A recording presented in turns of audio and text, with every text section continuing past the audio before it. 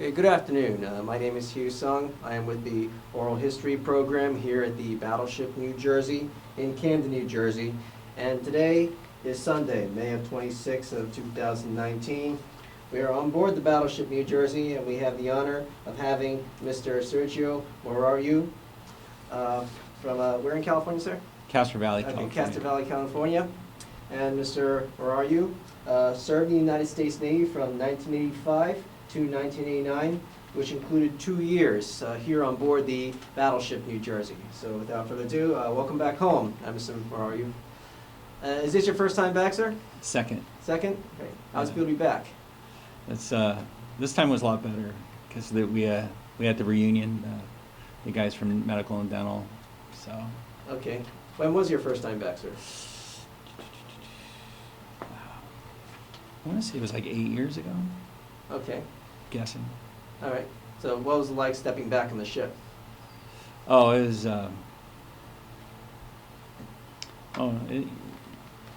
It's like yeah, it was like home.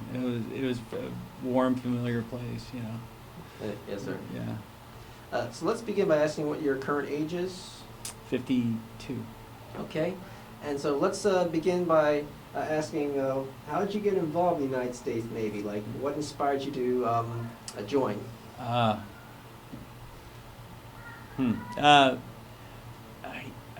had a teacher who graduated from the Naval Academy, and he was just an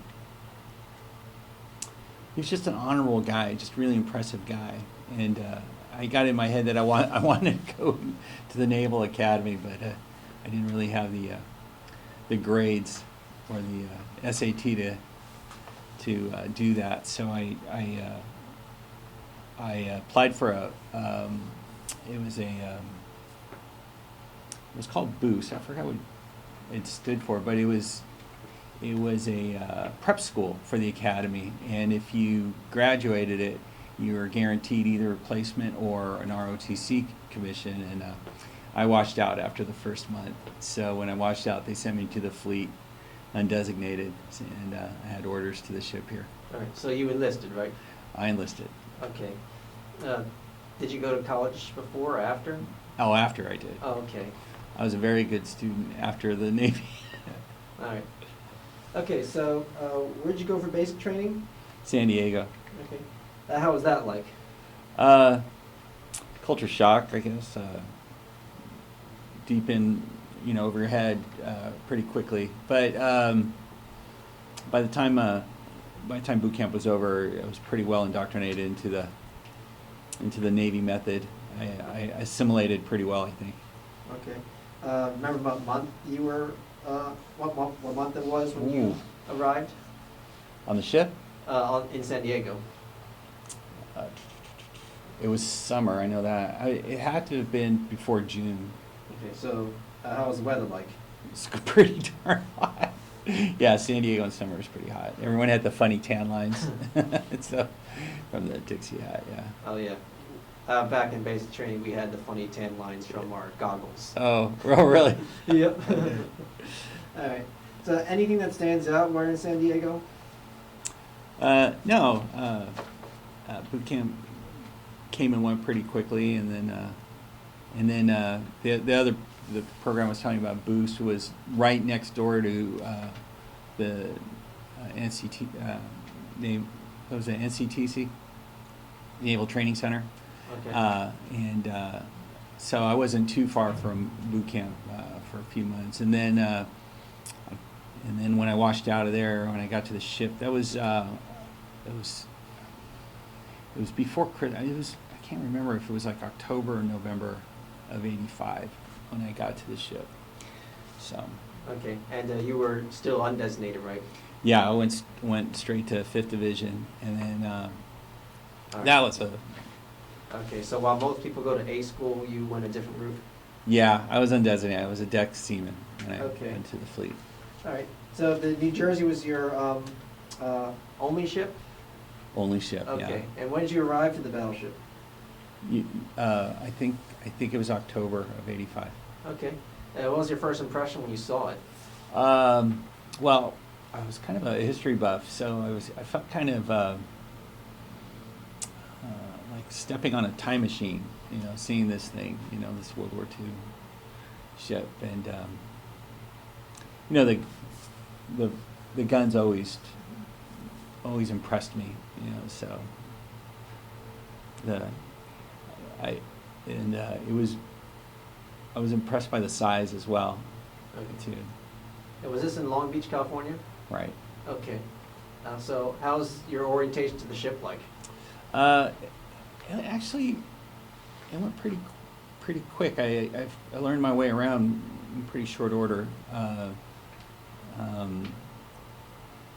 There were some areas that I did, I didn't spend any time, so I don't know. I didn't hang out in the engineering spaces at all, so I wasn't very familiar with that. But most of the superstructure and all the main deck stuff, had open access to it and got to learn it pretty well, pretty fast. Okay. And so at this point, you were being trained to your new rate, correct? Well, so undesignated seaman, the training is task driven. So it was basically you had to do messenger of the watch in port, and then underway you had to get signed off on helm, lee helm, lookout, after steering. I'm trying to think. That's pretty much it for watches, and then your GQ assignment. I was the hot caseman on the right gun on 51.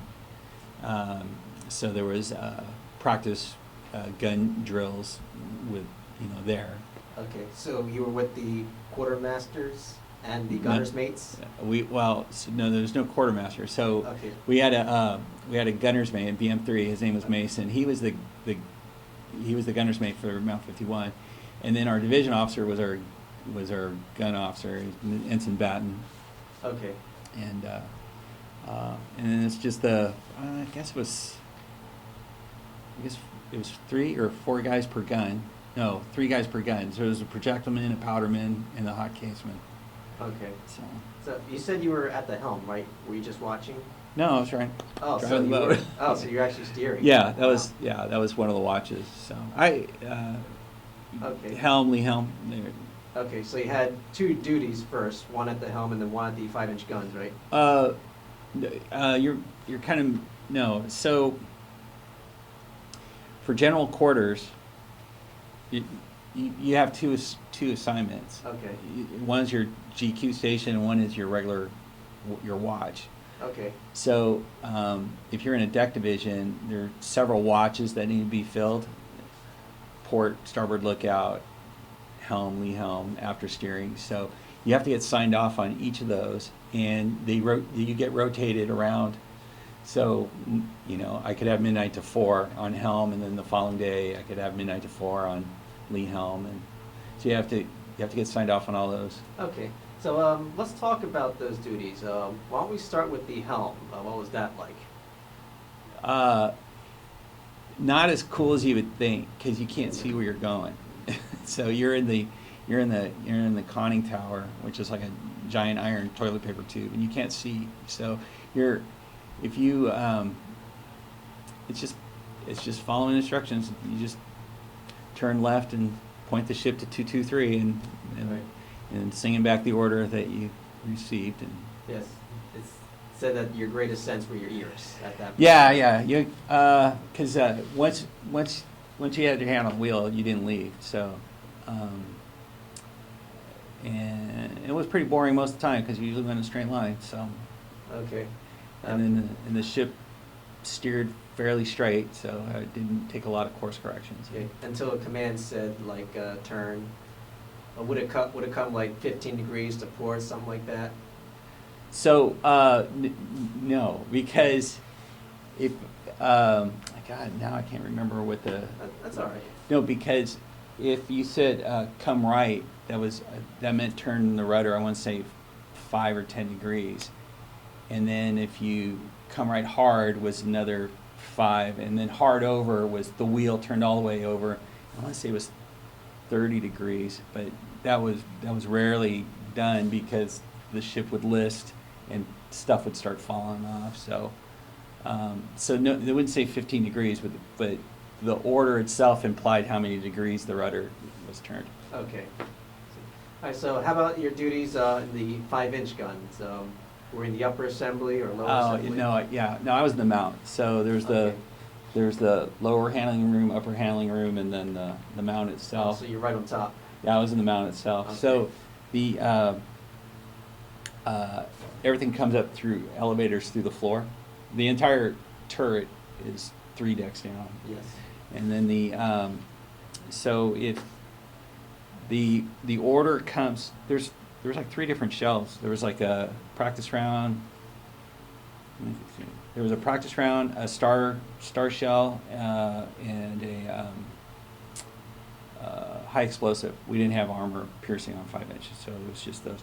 But they would call up the round, and then you'd have to step on the elevator, and it would come up the hoist, and the bullet was like 60 pounds, so it would pop out. Someone would have to catch it and put it in the tray, and then while that one's happening, the powder is coming up. Powder's like a giant shell, and that's getting slammed in the tray, and then the whole thing gets rammed in.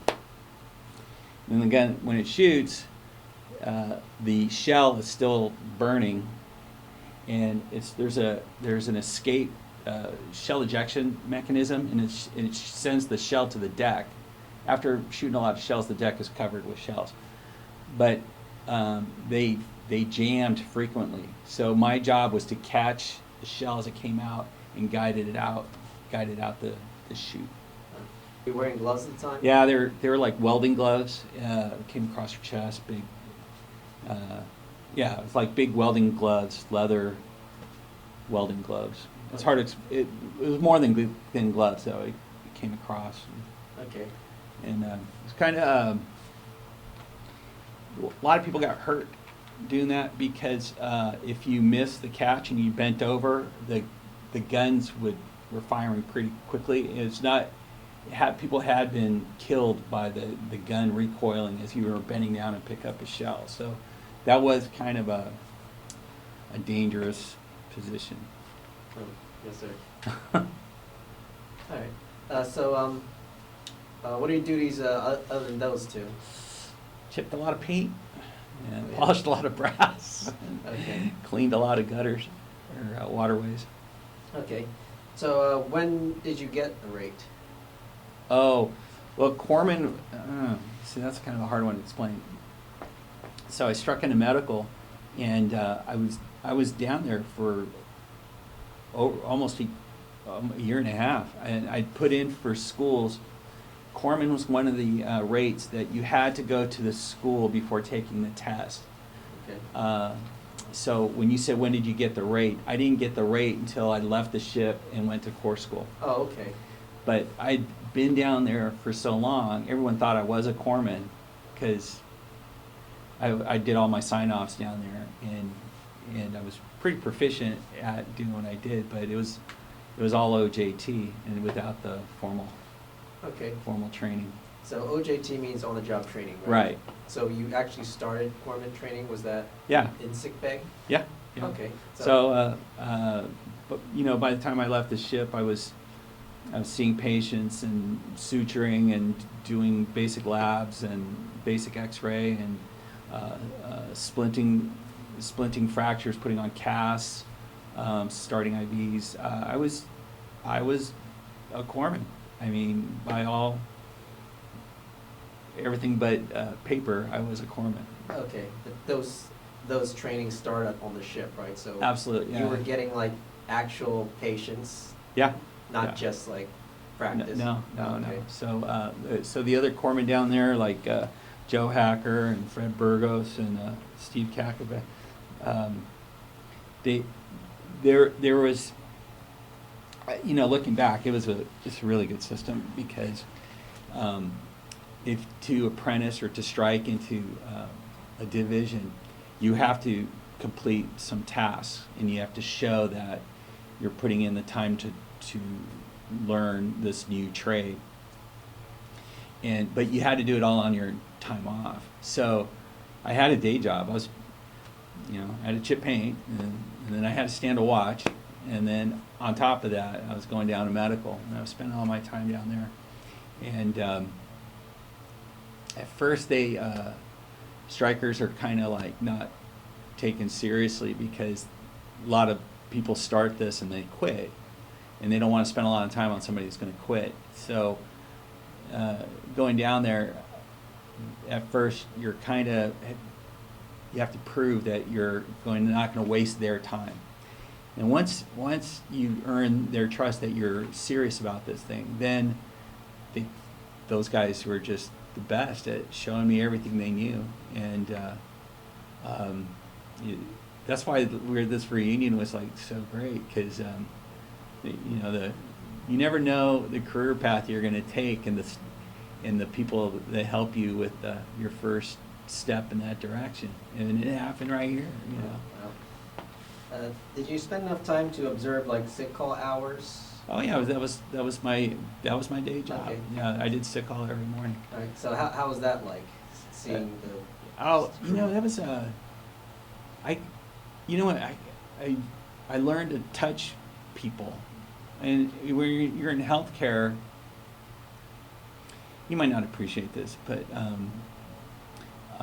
you've got this personal space, and there's these boundaries that you might have for yourself, but you also have for others. You don't to cross that boundary is not normal, and to touch somebody, to expose their chest, or to look in their nose or something, it's a learned skill. So if I learned anything, I learned to touch people and not worry about the personal space, because you're not there for manners, you're there for healthcare, so. Oh, yes, sir. What can you say about the hospital staff, like the corpsmen or the medical officers? You remember the size of the team you worked with? Oh golly, I wish I could show the picture. There was about 20 of us down there, 15, 20. The docs were great. Our senior medical officer is named Carl Klingelberger, super impressive guy. He was a line officer. He went to Annapolis. He was a line officer. He was in the Cuban Missile Crisis. Yeah, I can't remember when he got his degree in. I think it was in math. And mid-career, he decided to go to med school. I was like, he's in his 30s. He already has his degree. His career's already set, and he decides to go to med school. And just really compassionate and classy man. Very, very kind. For a commander, everyone respected him, but he didn't have to display his rank. Everyone just respected him because of the man, not the rank. And then you met Dr. McCartan yesterday. Yes. He was like a natural coach. He liked to sit down with the guys, and if there was something interesting, go, hey, everybody come over here, I want you to see this. And anytime there's a teaching moment, that he took advantage of it. And just a really, really kind guy. And then most of the guys most enlisted guys, full range from the goof off character to really, really knowledgeable, compassionate. But overall, the group just was a really tight group. I was really lucky to not only to work there, but to be accepted by those guys. Because I didn't know this at the time, but it was hard for somebody to get to the battleship. People pulled strings to get on a battleship. It meant a lot to have that in your service record. And 19 years old, you don't know, but looking back, it was a big deal. Oh, yes. Just to backtrack a little bit, did you request to go on the battleship? No, I washed out. I had no idea what was going to happen to me. Wow. My fate was cast into the wind, and I had no idea. Well, it led you to the right ship. Yeah. Okay. Back to your duties in the sick bay. Do you remember the most common treatments you had to do? I don't how gross we could be. Well, the what I got really good at was the engineers, the snipes. They had to wear earplugs constantly, you know. My theory is that the earplugs irritates the ear, and these guys would produce earwax like crazy, and they were constantly coming down for impacted ears. So what I was really good at was cleaning ears, which, hey.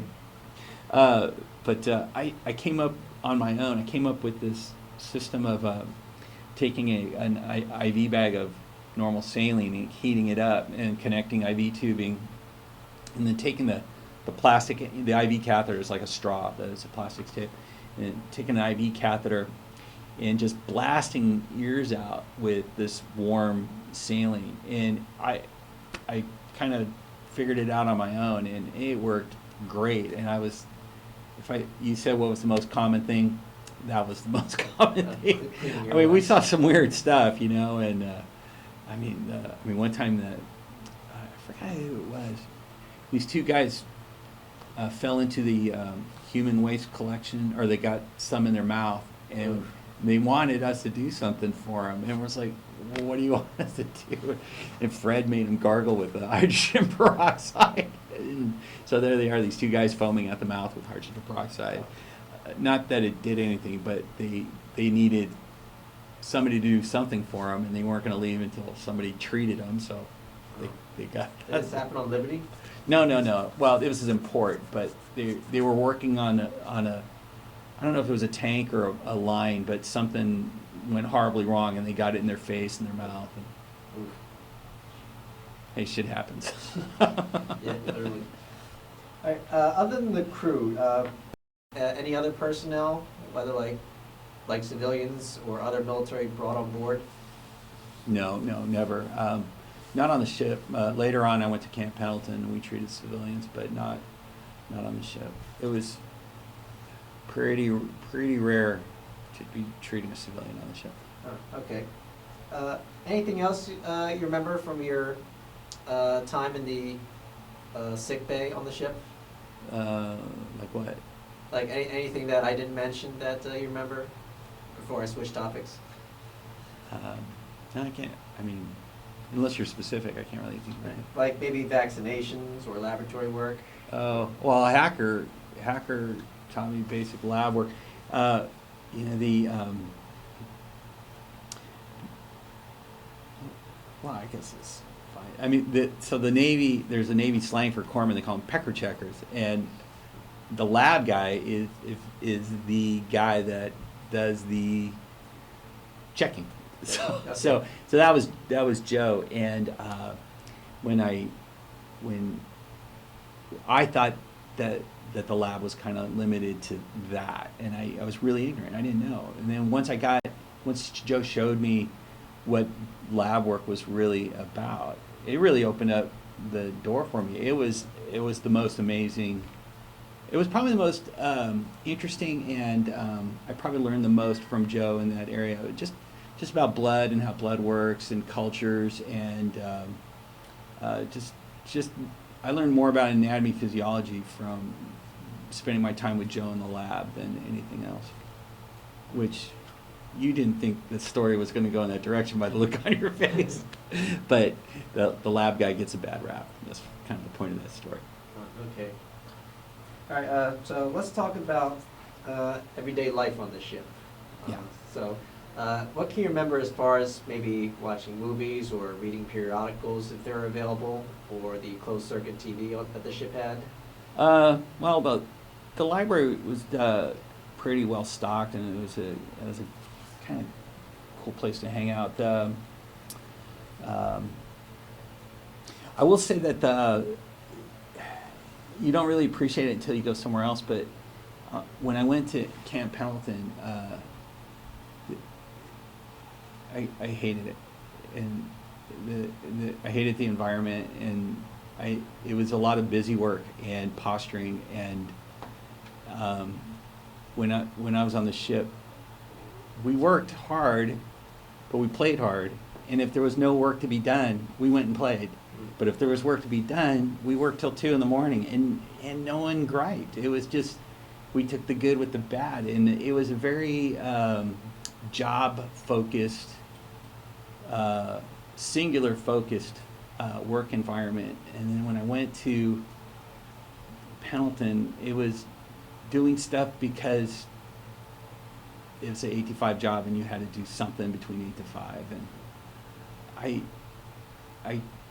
really missed that. That was a unique time in my life. Oh, I see. So it's actually better on the ship than on shore. Oh, hands down. I tried to get back to the ship. They wouldn't let me. They wouldn't cut orders for me to get back to the ship. Oh, okay. Was there a gym on board this ship? Oh yeah. It would take me a while to figure it out. It was up between the funnel 1 and 2. It was this compartment. It had weights and a stationary bike. As far as like exercise equipment, but probably the most common exercise was doing laps around turret 3. It was probably, and somebody had figured out how many laps it took to run a mile. But Oh, wow. yeah, and then the Mardet guys, they had their own PT regime. Did you go to the gym a lot, or no? No, I was pretty skinny, believe it or not. Okay. Because I heard the Marines like to go there once and kick the Navy guys out. I don't know about that. I don't think the Marines. At least when I was on, the Marines were they were separate and different, but they were pretty well accepted. I don't remember any kicking anybody out. Not literally, but. No. The I can't remember his. The officer in charge of the Mardet was named Foley, and I don't really know his history, but his father apparently was a decorated hero, and everybody in the Mardet, it was almost like they had this to live up to something. Their standards were held pretty high. So, and it was like, hey, you know who Foley's dad was, right? And I was like, to this day, I still don't know who Foley's dad was, but. Yes, sir. And while you were on the ship, you crossed the equator? No. No? No, I'm gonna walk. Okay. But did you observe any of that? No, because we didn't cross. Okay. Yeah. I guess you got lucky. Well, yeah. Okay. Anything else you remember from New Jersey before you left? In what area? I mean, I remember a lot, so. Okay, like anything that stands out? Like, whether like events or incidences? Like, like Steel Beach picnics and stuff like that, or. Oh, you can talk about that for the historical record. Oh, That stands for. Oh, I don't know if it's an acronym for anything, but basically it was a barbecue on the fantail, and I used to enjoy those. Usually there was associated with like some sort of event. Like the last Steel Beach picnic that I can remember was the Tiger Cruise when we coming back from Westpac. So we picked up a bunch of civilians. My dad came on board.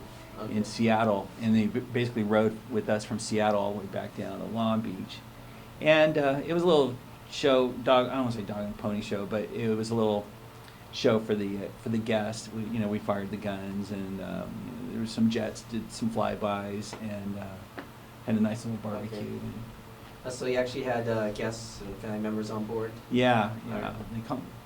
I guess they still call it. They call it the Tiger Cruise. So. A third of the ship is allowed to leave to go on to take leave, Okay. and it frees up rack space for male guests to come on board. Okay. So, When you fired the guns, you were a little bit out to sea? yeah, Okay. yeah. All right. Were you like close to the American shore doing Well, this? I can't remember what it was called, but there was a period of time before Westpac where you have to basically qualify to go to deploy. And there was an island out near Santa Barbara, and it was a gunnery range. So we used to go out there and shoot the guns and get qualified. Each barrel had to get qualified. So Okay. Were you on decks when you watched the guns shoot? the 16s or the 5s? Either one.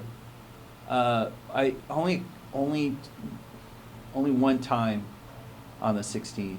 So, but because usually when the 16s were firing, we were in our GQ station, and when I was on deck, I was in the 5-inch gun, 51, and then when I was in medical, I was down on the mess decks at a battle dressing station. BD. Okay. How's it like when the gun's fired? The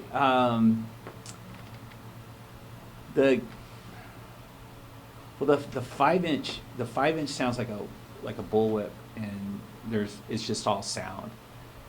The 16-inch,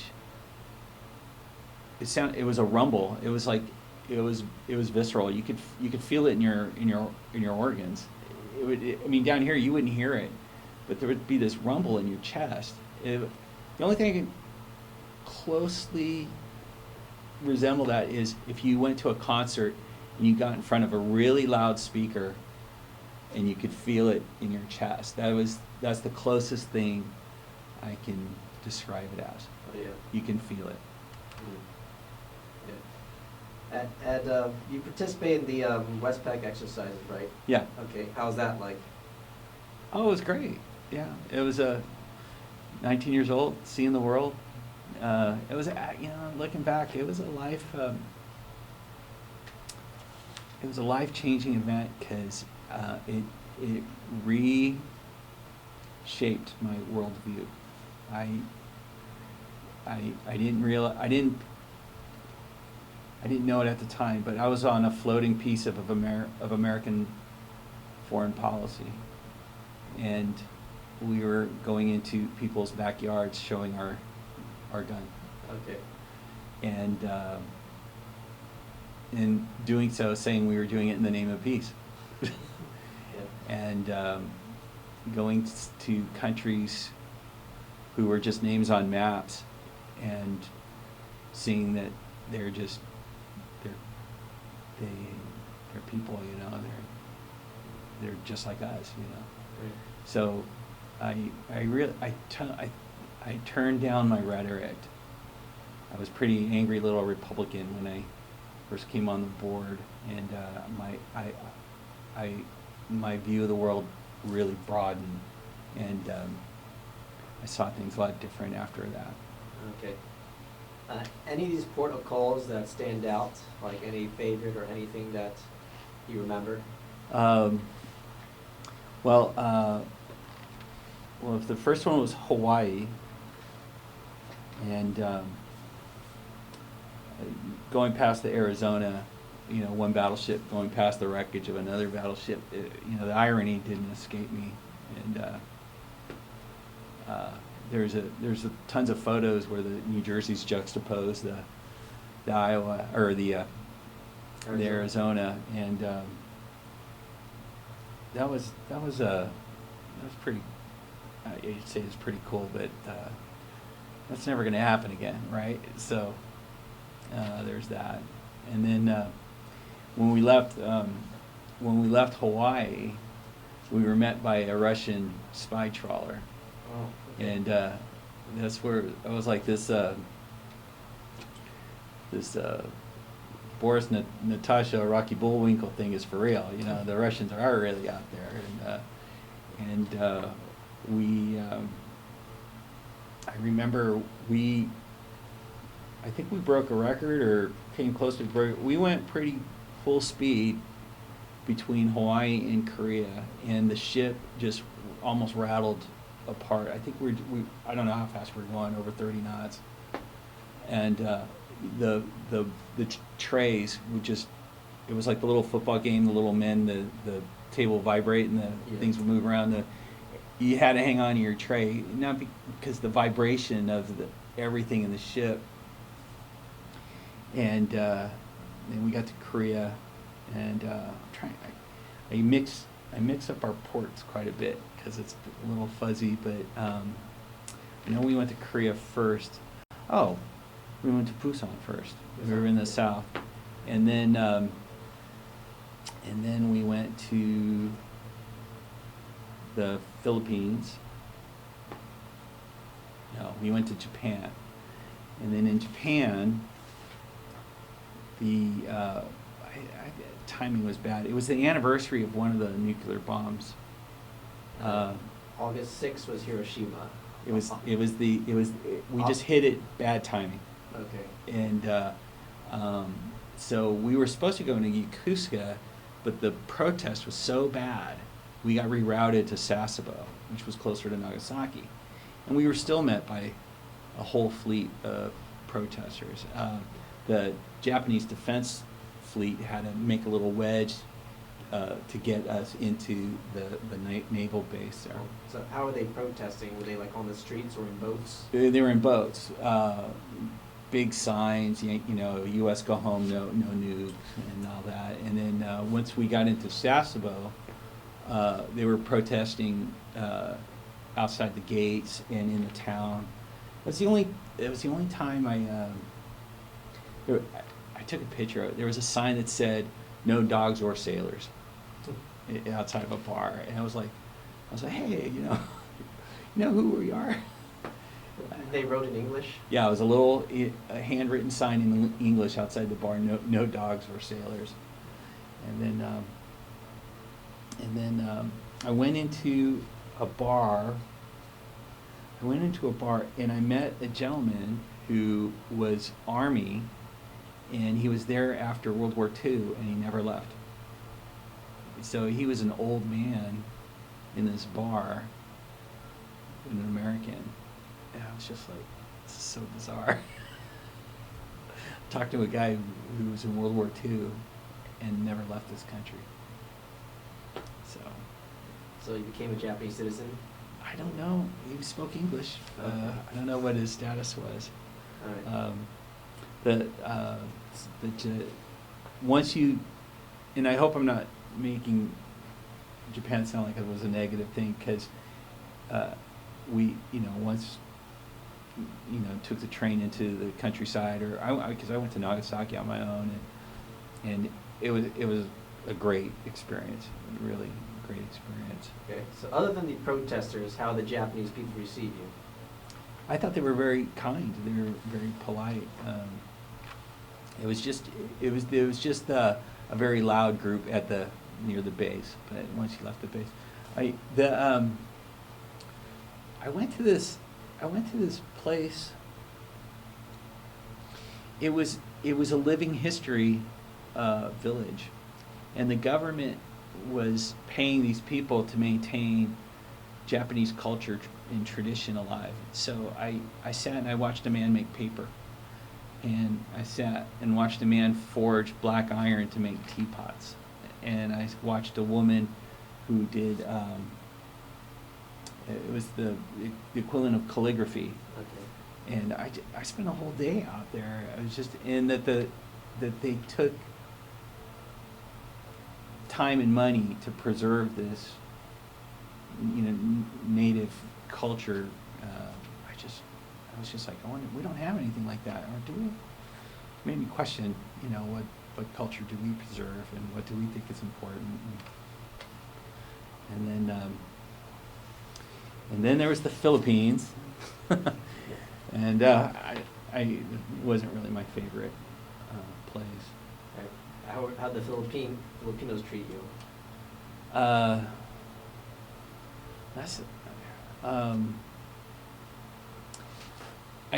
a little hesitant to answer that because it's not a fair question. Okay. Because the people, the culture and the people around a Navy base is not representative of the entire country. So I can't. what I saw was not very pleasant. Okay. But I do know that's not representative of the entire All country. right. Did you get to interact with military personnel from other countries? Oh yeah. Well, in two places. One was we were invited for a drink on and I can't remember if it was I think it was Australian. It was either the Australian or Canadian frigate in Hawaii at Pearl Harbor, and they had a soda machine full of beer, and you could buy a beer on their ship, and I was just like, "You're kidding me?" He goes, "No," he goes, "as long as you're within you're limited to like one a day, and as long as you're not within 4 hours of a watch, you can have a beer." And I was like, "Great," and then they had grog, they had rum. I was like, "Wow." So and then the other thing was we had a sailing team on the ship, and we were invited to go sailing at the Guest of the Royal Navy in Hong Kong. So, Great experience there. yeah. You mentioned earlier about the Soviet encounter. Oh yeah. Yeah. Anything you remember from meeting that Soviet unit? Well, there was only two times. There was the trawler when we left Pearl Harbor, and then the second time, our captain, I don't know whose idea it was. We were exercising maritime rights in the Sea of Okhotsk, Okay. which is I learned all this stuff.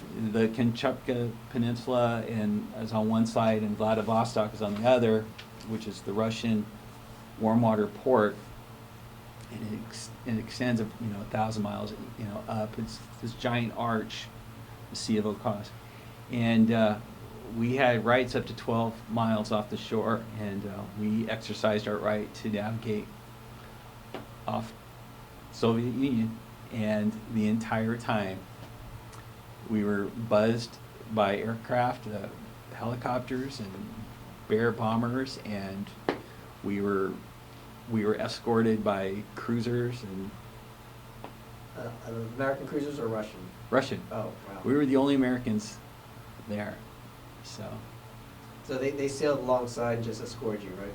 they were putting themselves between us and the mainland, so they were constantly trying to.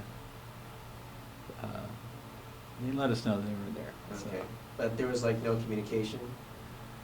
Well, I think there was some hand communication exchanged, but I don't know of anything else. Okay. Just a sign that we're there. Yeah. Okay. Were you like inside or outside? Like they just... Oh, we were outside. So- They came up with. So we had a. I don't know if he was secret CIA or he was a special agent, Okay. and they had some. They brought a bunch of equipment, which I don't know what it was. They put it up on the 011. So those guys were up there with us. Well, during the lookout watches were up on the 011. And but we used to go up there. I used to like going up there to hang out, and so those guys were there. Oh, I lost track. They come with this thing called a Snoopy team, Okay. and a Snoopy team was called anytime an aircraft or whatever, a Soviet whatever, fill in the blank, was approaching to identify and catalog. So there was like Snoopy team, starboard side. Yeah. All right. Did you ever transit the canal, Panama Canal? Or No. Okay. No. So you missed that tight squeeze. Yeah. Okay. So upon leaving New Jersey, you got transferred to Camp Pendleton, right? Yeah. All right. So I want to talk about your duties there. Oh, well, so I went to core school at Naval Hospital, San Diego, and that's only like 3 months, and then I got orders to Pendleton. I was I wasn't really too happy, but it was the West Coast, so I really had nothing to complain about. It wasn't like I was going to Adak, Alaska or anything. And when I got to the hospital, they didn't know where to put me. So I was kind of in limbo for a little while, and I got assigned to a clinic, a 13 area branch clinic. So that's over on Main Side, and it also was the headquarters of all the branch clinics at Camp Pendleton. So we supported the headquarters battalion, 1st Marine. So they were the MPs, the administrative people, the pencil pushers, I guess. And we had a dental clinic right next to us. So. Okay. And so you arrived there shortly after you left New Jersey, right? Well, was this, no, it was like 3 months after New Jersey, because I went from the New Jersey to Corps School, then Camp Pendleton. Okay. And how much time did you spend in Camp Pendleton? Just right around 2 years, because I ended up extending a little, because my wife at the time was pregnant, and her due date was right when I was supposed to separate, so I extended 6 months to make sure she had medical coverage and deliver the baby. So. Okay. Anything else you remember from Camp Pendleton before you left the Navy? Well, Pendleton is where my watch was an ambulance shift, so I was kind of like a quote unquote medic on an ambulance, and that's kind of where I developed a taste for emergency work. And I really liked it, and I thought I was pretty good at it. So what's funny, when you start this thing, you never know where it's going to lead you to. But Yeah. when I found it, I was like, this is what I wanted to do. Okay. So. Is that what you later pursued in your civilian life? Yeah, so I would have, I actually enjoyed the Navy, and I would have stayed in, but the Navy didn't have paramedics, and I wanted that scope of practice, and I wanted that autonomy. So I got out and used the GI Bill to go to paramedic school. And Okay. All right. So looking back, is there anything that the Navy did to impact your life in any way that you'd like to talk about?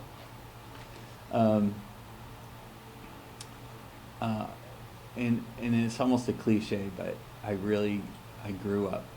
I was little, not very motivated, and my direction not very clear. Didn't do so well in high school, and when later in life I went back to college, straight A's.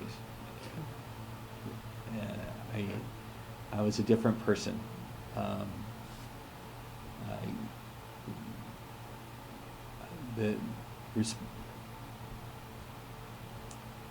You don't learn responsibility in a book. It's a life learned lesson. Oh, yes. And I learned how to be responsible for not only for myself but other people who are dependent on me, which I think is the epitome of unselfishness. To be responsible for others is you have to give a little bit of yourself to serve others. And when you're a teenager, you might know trigonometry, but you don't know what sacrifice is. You don't know what it means to do something for someone else. When you're I have a teenager now, and she's selfish, right? But in the best sense of the word, all she thinks about is herself. And to mature, to learn to think about others, and to do your best, and take responsibility seriously. Oh, yes, sir. All right, so we're just about coming to the close of this interview. So, last questions is there anything that I didn't ask that you would like to say or share? Oh, I can't think of anything. Okay. All right, and final question is, of course, this will join other interviews Mhm. in getting archived in institutions. where they'll be preserved and made available to anybody who might be watching this in the near future to learn about American history and military history. Is there anything you'd like to say as a way to leave a message to any future watchers or listeners? Well, I hope my children, Danielle, Alex, and Sophia, find this sometime in the future. Maybe 20, 30 years from now, who knows? And I hope they remember me, the way I remembered myself when I was in my 20s. Absolutely, sir. All right, well, in that case, we can conclude this interview. So first of all, Mr. Sergio Morariu, I want to thank you for your service and coming back on board to participate in this interview. And once again, my name is Hugh Sung. I work with the Oral History program here on board the Battleship New Jersey, which is docked here in Camden, New Jersey. Today is Sunday, May 26th of 2019, and our interview guest, once again, is Mr. Sergio Morariu from Castro Valley, California, who served in the United States Navy from 1980 to 1984, including a few years on this ship. This recording, any transcripts, abstracts, or indexes made from the recordings will be stored in the Oral History Department here at the Battleship New Jersey, Library of Congress, Veterans History Project, and the New Jersey State Library System. All recordings will be made available to writers, researchers, teachers, and historians. And my name is Hugh Sung, signing off. Thank you very much, sir.